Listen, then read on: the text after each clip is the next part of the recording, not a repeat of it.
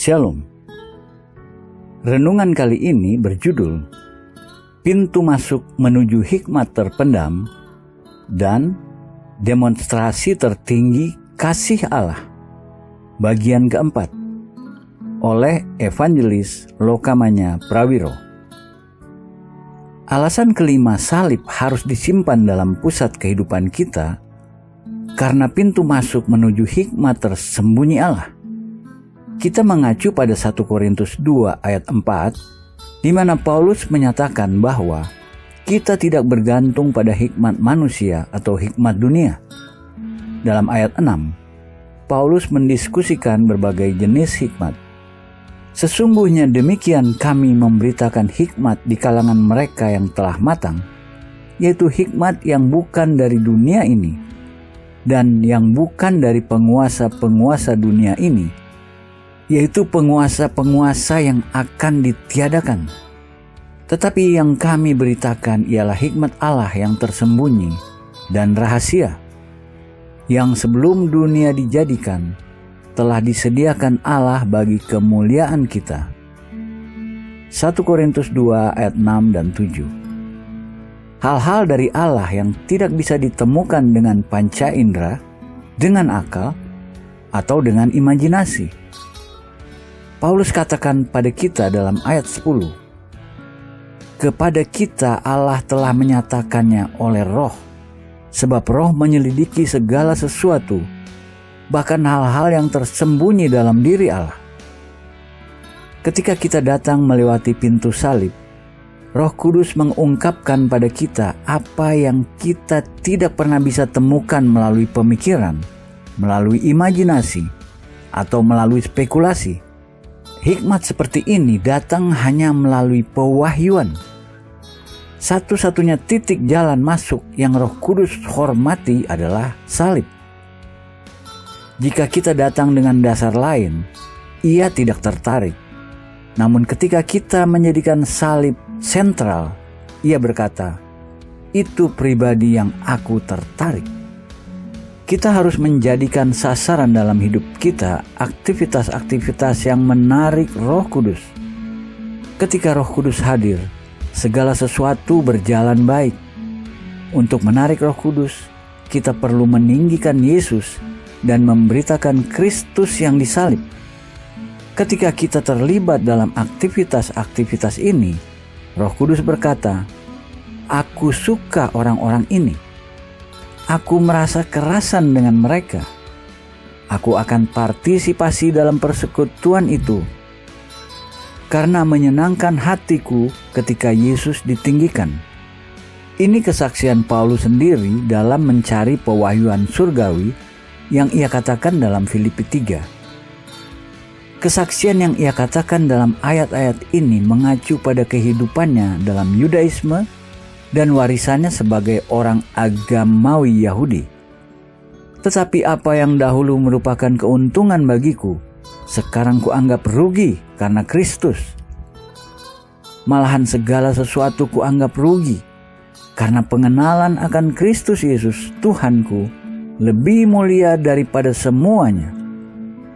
Oleh karena Dialah aku melepaskan semuanya itu dan menganggapnya sampah, supaya aku memperoleh Kristus dan berada dalam Dia bukan dengan kebenaranku sendiri karena mentaati hukum Taurat, melainkan dengan kebenaran karena kepercayaan kepada Kristus, yaitu kebenaran yang Allah anugerahkan berdasarkan kepercayaan. Yang ku kehendaki ialah mengenal Dia dan kuasa kebangkitannya dan persekutuan dalam penderitaannya, di mana aku menjadi serupa dengan Dia dalam kematiannya, supaya aku akhirnya beroleh kebangkitan dari antara orang mati. Filipi 3 ayat 7-11. Ambisi tertinggi Paulus mengenal Yesus Kristus. Ia tidak menulis sebagai seseorang yang tidak tahu Kristus, namun keinginannya mengenal Yesus lebih baik. Kerinduan mengenal Yesus bahkan masih kerinduan Paulus setelah bertahun-tahun dalam pelayanan Kristen yang berbuah. Paulus menyatakan bahwa ia ingin mengenal kuasa kebangkitan Kristus. Ia juga mengakui bahwa dengan kuasa itu datang persekutuan dalam penderitaannya, di mana aku menjadi serupa dengan Dia dalam kematiannya. Tanpa salib, tidak ada mahkota. Salib adalah jalan menuju rahasia hikmat tersembunyi Allah, di mana kita berbagi kemuliaannya. Apa yang Paulus katakan dalam Filipi 3 melengkapi apa yang ia tulis dalam Efesus 2 ayat 4-6.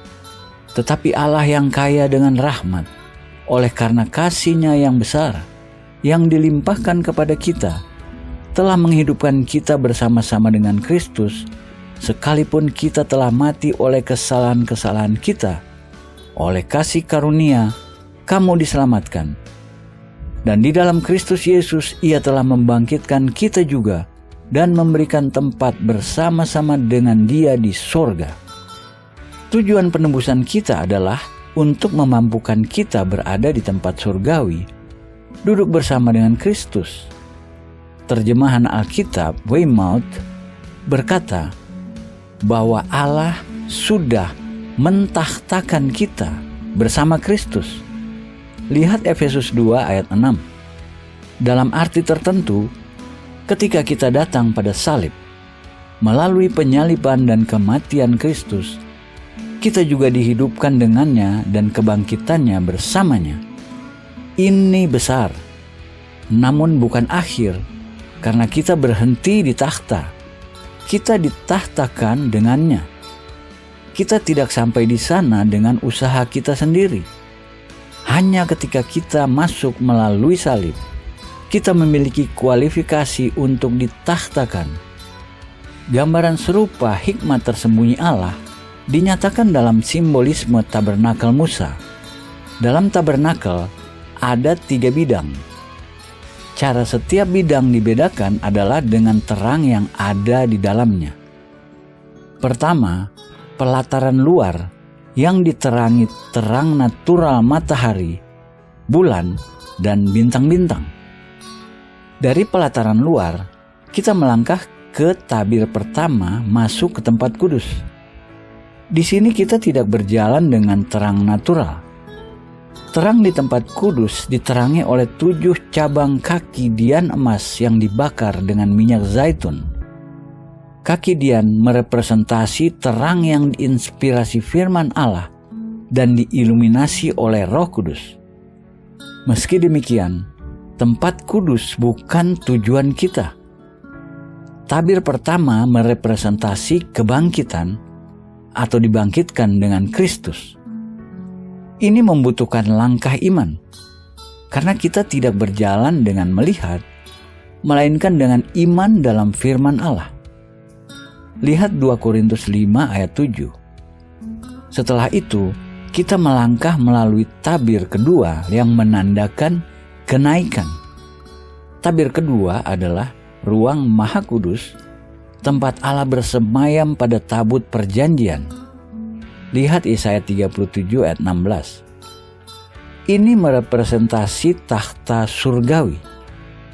Dari dalam tabir kedua, Yesus menjalankan 2 pelayanan tertingginya sebagai Raja dan Imam. Tidak ada lilin atau sinar artifisial di dalam ruang Maha Kudus. Gelap total. Berapa banyak dari kita menjadikan ini tujuan kita? Hanya ruang kecil tanpa sinar. Hanya 1 item furniture. Tidakkah itu menggairahkan?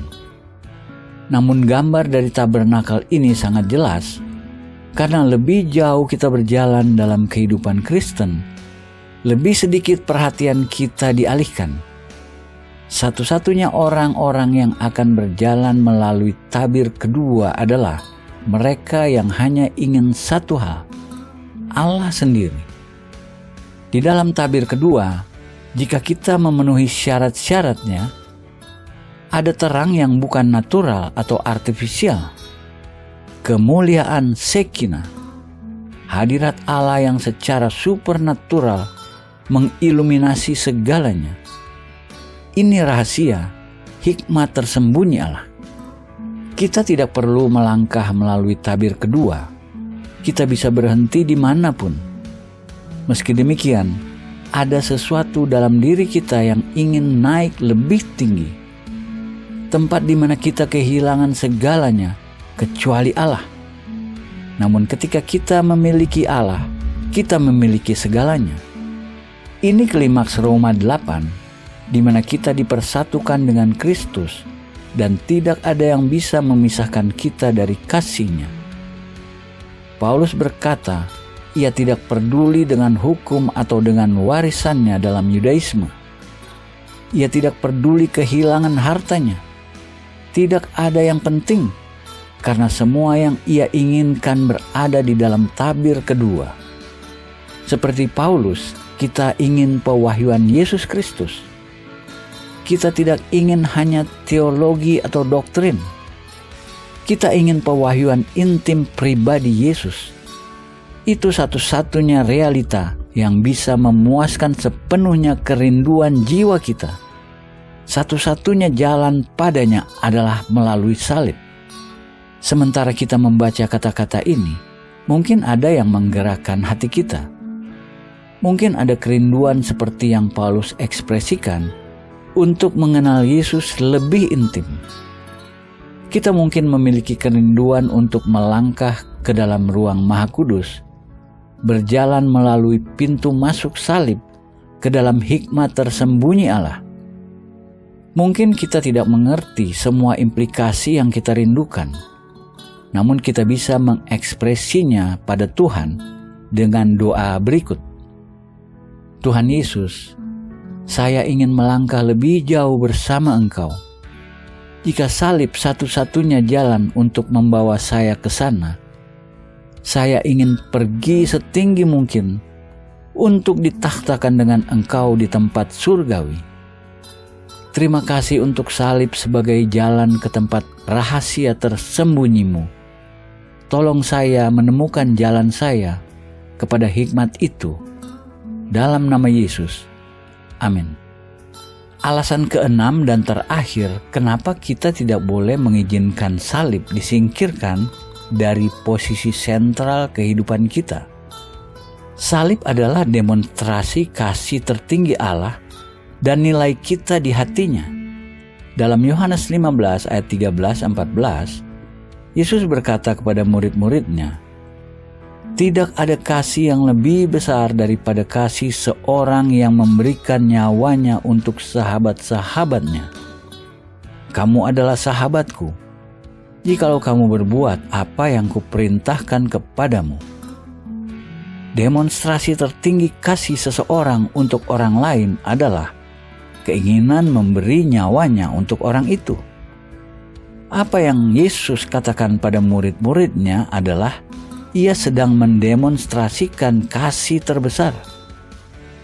Ia sedang memberikan nyawanya untuk sahabat-sahabatnya. Dengan pernyataan Yesus yang dalam ini sebagai latar belakang, mari lihat Roma 5 ayat 6-10. Dalam nas ini, Paulus menjelaskan secara terperinci kodrat kasih Allah dan luasnya kasih-Nya. Karena waktu kita masih lemah, Kristus telah mati untuk kita, orang-orang durhaka, pada waktu yang ditentukan oleh Allah. Sebab tidak mudah seorang mau mati untuk orang yang benar, tetapi mungkin untuk orang yang baik ada orang yang berani mati. Akan tetapi Allah menunjukkan kasih-Nya kepada kita oleh karena Kristus telah mati untuk kita ketika kita masih berdosa. Lebih-lebih karena kita sekarang telah dibenarkan oleh darah-Nya, kita pasti akan diselamatkan dari murka Allah. Sebab jikalau kita ketika masih seteru diperdamaikan dengan Allah oleh kematian anak-Nya, lebih-lebih kita yang sekarang telah diperdamaikan pasti akan diselamatkan oleh hidup-Nya. Analisa singkat dari nas ini mengungkapkan 4 pernyataan Paulus mengenai kondisi manusia ketika Kristus mati untuk kita. Ia berkata, pertama, waktu kita masih lemah, ayat 6. Kita sama sekali tidak dapat berbuat apa-apa untuk menolong diri kita sendiri. Kita secara total bergantung pada belas kasih Allah. Kedua, Paulus berkata, Kristus mati untuk orang-orang durhaka, ayat 6. Kita durhaka, kita memiliki kodrat dan cara hidup yang menyinggung perasaan Allah. Kita memiliki perilaku berpikir dan bersikap yang berlawanan dengan pikiran-pikiran dan jalan-jalannya. Ketiga, Paulus menulis bahwa Kristus telah mati untuk kita ketika kita masih berdosa. Ayat 8. Kita tidak taat, memberontak, dan tidak mencoba menyenangkan Allah. Keempat, dan terakhir, ia berkata bahwa ketika kita masih seteru, diperdamaikan dengan Allah. Ayat 10. Kita secara alamiah melawan Allah dan jalan-jalannya. Paulus menggunakan 4 frasa berbeda ini untuk menggambarkan kondisi kita ketika Kristus mati untuk kita. Kita tanpa kekuatan, secara total tidak tertolong. Kita durhaka. Segalanya mengenai kita bertentangan dengan kodrat Allah. Kita orang-orang berdosa, pemberontak-pemberontak yang tidak taat, dan kita musuh-musuh Allah. Ketika kita dalam kondisi itu, Kristus mati buat kita. Itu ukuran kasih Allah bagi kita. Sangat penting kita mengerti sepenuhnya dalamnya kasih Allah untuk kita, karena kita sering bertemu orang-orang Kristen yang tidak benar-benar yakin Allah mengasihi mereka. Mungkin kita. Keraguan-keraguan itu tidak akan pernah bisa sepenuhnya diatasi sampai kita memahami kondisi kita ketika Kristus mati untuk kita.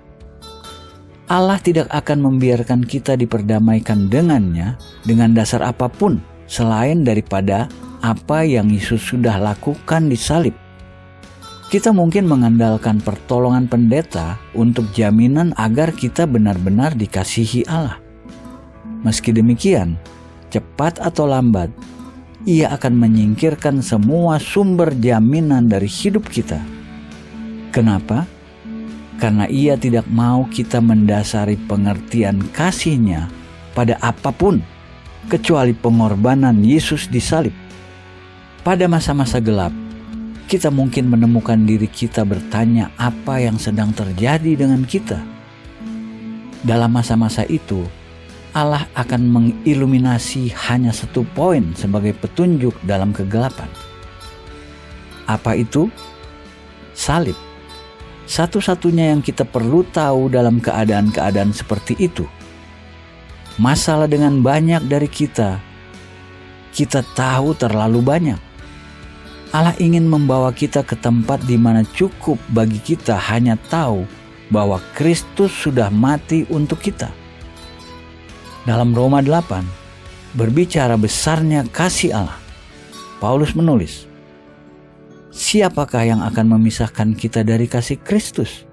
Penindasan, kesesakan, atau penganiayaan, atau kelaparan, atau ketelanjangan, atau bahaya, atau pedang? Seperti ada tertulis, oleh karena engkau kami ada dalam bahaya-bahaya maut sepanjang hari.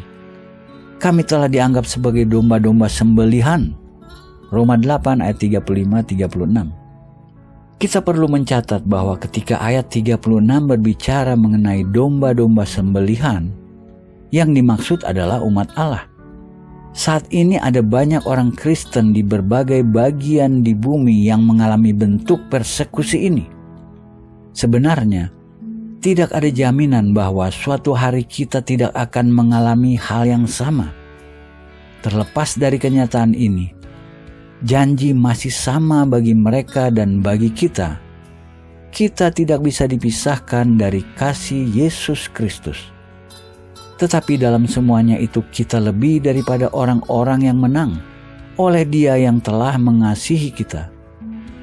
Sebab aku yakin bahwa baik maut maupun hidup, baik malaikat-malaikat maupun pemerintah-pemerintah, baik yang ada sekarang maupun yang akan datang, atau kuasa-kuasa, baik yang di atas maupun yang di bawah, ataupun sesuatu makhluk lain, tidak akan dapat memisahkan kita dari kasih Allah yang ada dalam Kristus Yesus Tuhan kita.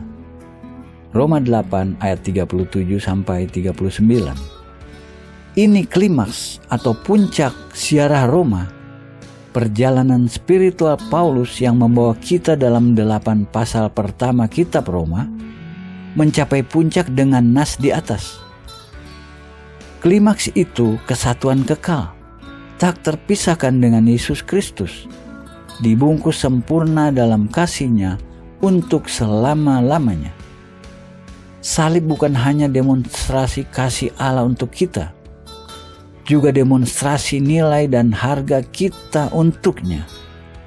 Satu dari masalah-masalah paling umum yang ditangani psikolog pada pasien-pasien mereka adalah rasa tidak berharga. Ini masalah sangat umum di seluruh tubuh Kristus juga. Sebenarnya, hanya ada satu dasar real untuk mengetahui nilai kita, dan itu salib. Nilai kita sebagai orang bukan apa yang kita pikir nilai kita, melainkan nilai kita adalah apa yang Allah bersedia bayar untuk kita. Luar biasanya, harga yang Ia bayar untuk menebus kita adalah hidup Anak-Nya, Yesus. Tidak ada yang Allah bisa berikan lebih berharga. Karenanya, nilai kita lebih besar daripada apapun lainnya dalam alam semesta. Fakta itu harus mengejutkan kita. Pengertian mengenai darah Yesus sebagai harga pembelian kita selalu dalam pikiran rasul-rasul.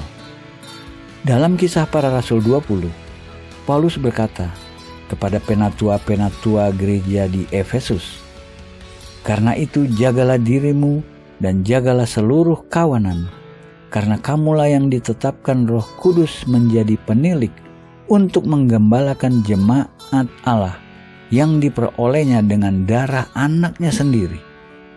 Kisah Para Rasul 20 ayat 28. Tolong dicatat, darah Allah yang membeli gereja, yaitu darah Allah melalui Yesus. Dengan cara yang sama, Petrus menulis, "Sebab kamu tahu bahwa kamu telah ditebus dari cara hidupmu yang sia-sia, yang kamu warisi dari nenek moyangmu itu, bukan dengan barang yang fana, bukan pula dengan perak atau emas, melainkan dengan darah yang mahal, yaitu darah Kristus yang sama seperti darah anak domba yang tak bernoda dan tak bercacat." 1 Petrus 1 ayat 18-19. Tak bernoda berarti tanpa dosa asali, dan tak bercacat berarti tanpa dosa pribadi. Seperti Petrus tegaskan, seluruh penebusan kita dicapai melalui satu, darah Yesus. Kitab Imamat 17 ayat 11 berkata bahwa hidup atau jiwa dari tubuh ada dalam darah. Yang Allah katakan pada orang-orang Israel, Ia sudah berikan pada mereka di atas altar untuk penebusan dosa jiwa mereka. Melalui nubuat, Yesaya 53 ayat 12 mengatakan pada kita, Yesus mencurahkan hidupnya atau jiwanya sampai mati. Ketika Yesus mencurahkan darahnya di salib, Ia memberi hidupnya, jiwanya, sebagai harga penebusan untuk seluruh umat manusia. Harganya lebih dari yang dibutuhkan, karena satu kehidupan ilahi sempurna lebih berharga daripada semua kehidupan dari semua umat manusia dalam semua sejarah zaman. Kehidupan itu dibayar penuh untuk membeli kita kembali lepas dari cengkraman iblis. Kita ditebus, Alkitab berkata, dengan darah Yesus. Lihat Efesus 1 ayat 7, 1 Petrus 1 ayat 18-19. Dengan tanda itu, salib di mana Yesus mencurahkan darahnya adalah demonstrasi tertinggi kasih Allah untuk kita dan nilai kita untuknya. Di sini lagi daftar semua 6 alasan kenapa salib harus disimpan sentral dalam kehidupan gereja dan dalam kehidupan kita secara pribadi. Pertama, salib adalah satu pengorbanan sempurna cukup untuk semua yang menyingkirkan rasa bersalah semua umat manusia. Kedua, melalui salib, kasih karunia supernatural dilepaskan. Ketiga, melalui salib, ada pelepasan tanda-tanda dan mujizat-mujizat supernatural Allah. Keempat, salib adalah satu-satunya dasar dari kekalahan total Satan atau iblis. Kelima, salib adalah pintu menuju rahasia hikmat tersembunyi Allah. Keenam, salib adalah demonstrasi tertinggi kasih Allah untuk kita dan nilai kita untuknya. Mari kita mengambil waktu sejenak untuk mengucap syukur pada Tuhan, khususnya ketika kita memperhitungkan besarnya kasih Allah untuk kita. Kita memiliki alasan besar untuk mengucap syukur. Terima kasih Tuhan untuk salib. Terima kasih untuk segalanya yang sudah dilepaskan dalam hidup saya melalui semua yang Yesus capai di salib. Saya menerimanya semua di salib. Engkau mendemonstrasikan kasih-Mu untuk saya dan untuk semua orang di mana-mana. Melalui salib, Engkau membiarkan saya tahu nilai saya dalam pandangan-Mu. Saya tunduk terpukau dengan perasaan bersyukur padamu untuk besarnya kasih-Mu untuk saya. Dalam nama Yesus. Amin.